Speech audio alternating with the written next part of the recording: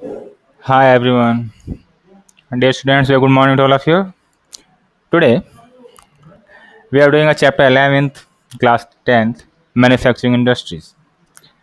हम जानते हैं कि हमारे ज़रूरत का हर चीज़ इंडस्ट्री में बनता है। So industry is the process of transforming the chemicals and physical property of substance obtaining by agriculture and mining activities into multiple forms for human use. For example, making cotton textile from cotton.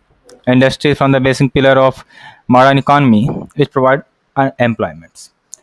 हमें इनसे हमारे requirement की चीज़ तो मिलती ही मिलती है, साथ में हमें एम्प्लॉयमेंट रोज़गार भी मिलता है।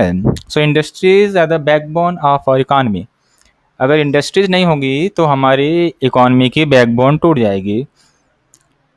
कॉटन हम पहन नहीं सकते, बट कॉटन को फाइबर बना के उसको क्लॉथ में कन्वर्ट करता है इंडस्ट्री।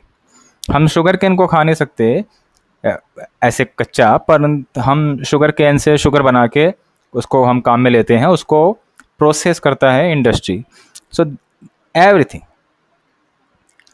हर फील्ड में, in every field of a life हमें इंडस्ट्रीज़ की हेल्प लेनी पड़ती है।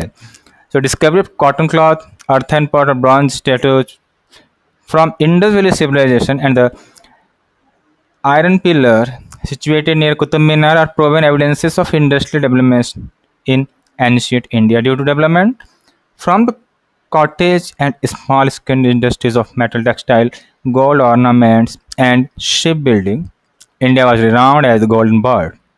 भारत को इन सब फील्ड में सोने की चिड़िया के रूप में जाना जाता था, अभी भी जाना जाता है, ऐसी बात नहीं। But after arrival from the Britishers in India and due to their exploitative policies, उन्होंने जो हमारा शोषण किया, जो ब्रिटिश लोग आए और हमारा इंडिया का शोषण किया, the cottage and small scale industries which were called the backbone of the Indian economy were destroy. और उन्होंने पूरे इंडियन इकॉनमी को डिस्ट्रॉय करके रख दिया।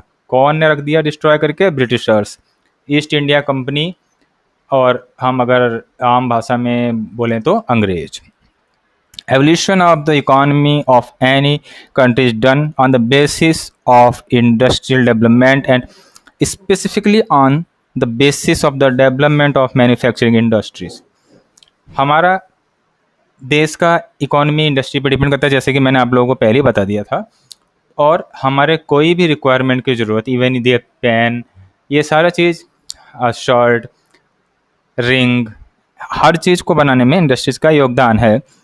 Industries mainly small scale industry, large industries and cottage industry, three types का हमने इसको क्लासिफाइड किया है। Today developed countries of the world such as USA, United States of America, Russia, and other European countries like Japan, etc. The major industrial countries also.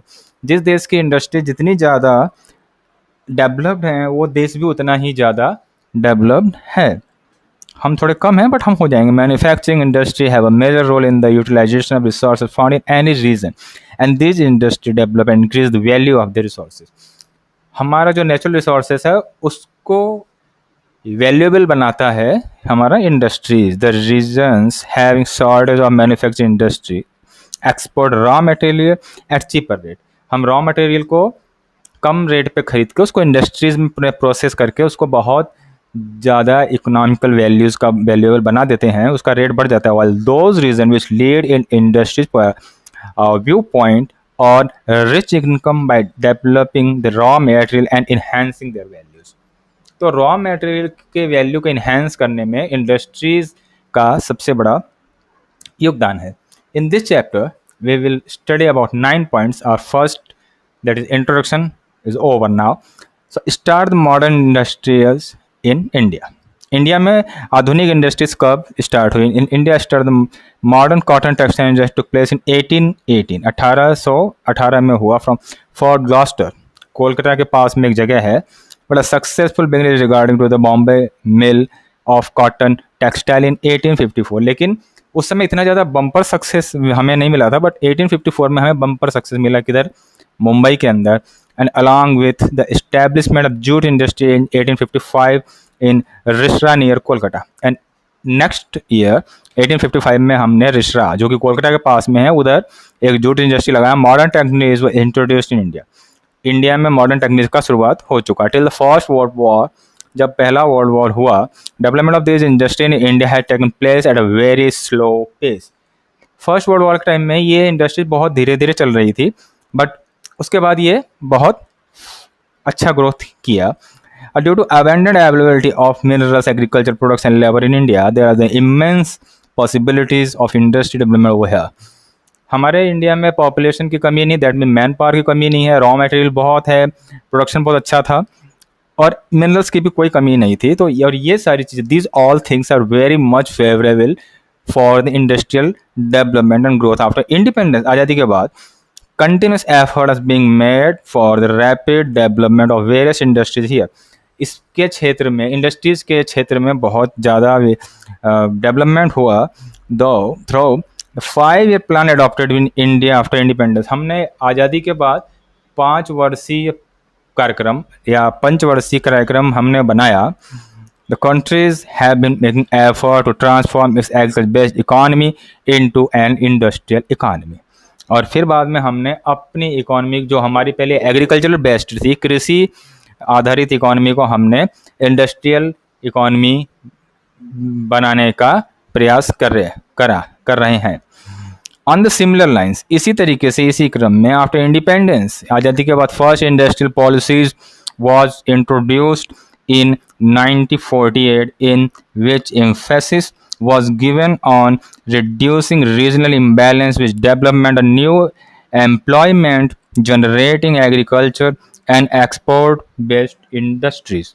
इसके बाद हमारा सारा जोर था जो वह डेवलपमेंट पे हुआ। हम एग्रीकल्चर कैसे डेवलपमेंट कर सकें, एम्प्लॉयमेंट कैसे बढ़ा सकें, हम एक्सपोर्ट कैसे कर सकें। फॉरेन करेंसी के लिए हमें एक्सपोर्ट करना पड़ेगा। Focus was laid on manufacturing of high quality product at low cost by improving supply of capital, raw material and techniques at government level.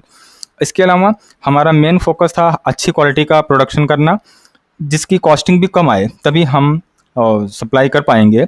हमारी टेक्नोलॉजी भी अच्छी होनी चाहिए।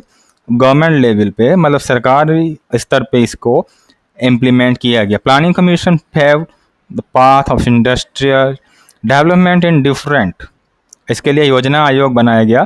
तो 5-year plan through development of iron, steel, cotton, textile, cement, paper and sugar industry. और इन sectors में iron and steels, cotton sector, cement sector, paper industry and sugar industries में हमारा योगदान रहा।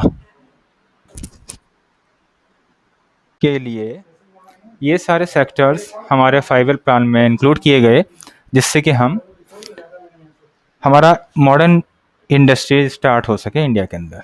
सो we have complete our 2 points in this chapter, in this video, this is sufficient. हम अगला part 2 जल्दी बनाएंगे और आएंगे, आप लेके आएंगे आपके सामने। इसको आप सुनिए और समझिए, and please subscribe your channel. It's your channel, educational channel है, आप लोग का चैनल है। कोई भी नोटिफिकेशन आप लोग मिस ना करें, इसलिए आप लोग प्लीज़ इसको सब्सक्राइब कर दीजिए। Thank you, and don't forget your board students, so be serious, okay, all the best.